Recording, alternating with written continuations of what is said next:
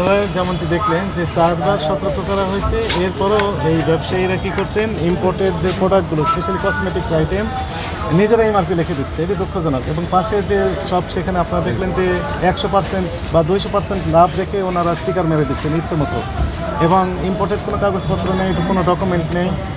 আর এরপরে উনি বললেন কি 50% পর্যন্ত ওনারা ডিসকাউন্ট দিচ্ছেন, এমনটি তথ্য জেনেছেন যেগুলো আইনে কাভার করে না। তো এই সকল অপরাধে কয়েকটি প্রতিষ্ঠানকে জরিমানা করা হয়েছে, এটিও সতর্কতামূলক 10,000 টাকা করে জরিমানা করা হয়েছে।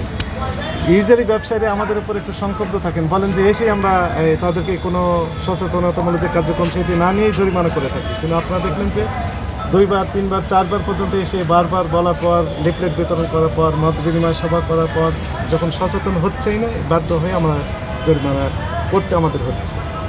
আচ্ছা, যদি একটু বলি এই জরিমানাটাই তো যথেষ্ট না, যদি 4 বার এসে থাকেন তাহলে আরও 10-5 করে যদি করা হয় তাহলে আজকেও করা হলো।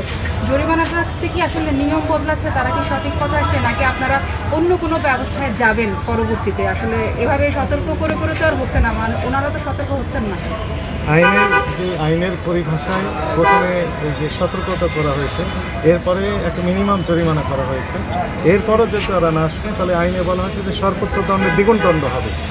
এই সর্বোচ্চ দণ্ডের দ্বিগুণ দণ্ড দেওয়ার পরও যদি তারা না আসবে তাহলে তাদের লাইসেন্স বাতিলের যে প্রক্রিয়া সেই লাইনে আমরা যাবো। তো জনস্বার্থে আমাদের অভিযান অব্যাহত থাকবে। Thank you.